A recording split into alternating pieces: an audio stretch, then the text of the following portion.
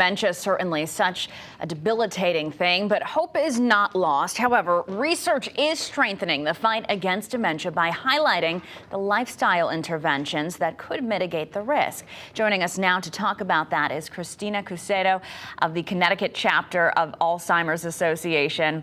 Kristen, thank you so much for joining us this morning. There are 5 things you can do right now this week of the new year that could reduce your risk.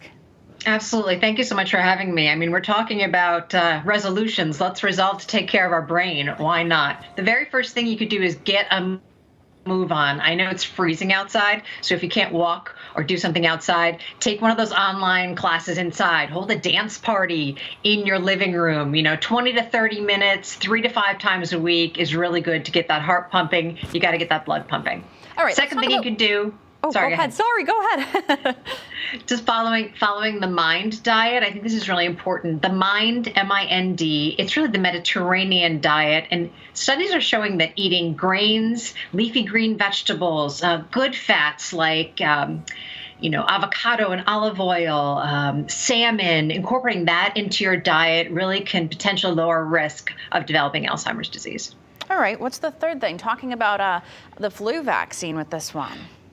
Right. We're talking about the flu vaccine. I know we're talking about COVID vaccine and everyone kind of lining up and getting ready for that. But we had research come out last year at our international conference that showed that getting vaccinated for the flu and pneumonia can actually reduce your risk potentially of getting Alzheimer's disease, with one flu vaccine showing a 17% reduction in Alzheimer's incidence. Of course, does that mean that people are taking better care of themselves if they get the flu vaccine on a regular basis every year? Potentially, but definitely something to talk to your doctor about. Interesting. All right. We always hear do your crossword puzzles, play trivia, maybe the Sudokus. Let's talk a little bit about that. Yes. Well, challenging your friend or family or even go online and play someone you don't know to a trivia game or a word game covers 2 things, cognitive and social stimulation. Social stimulation, we're having a bit of a hard time with it right now due to COVID, so it's a lot of one-dimensional, it's a lot of online kind of things, but it's really important to keep your brain firing in that regard. So we're looking to, those are 2 things that we're studying in something called the U.S. Pointer Study, which is a lifestyle study that we're putting on right now and we're recruiting folks for right now. Can social and cognitive stimulation help to reduce cognitive decline? So you've got to keep those synapses firing. All right. And how does your blood pressure and your blood sugar play into this?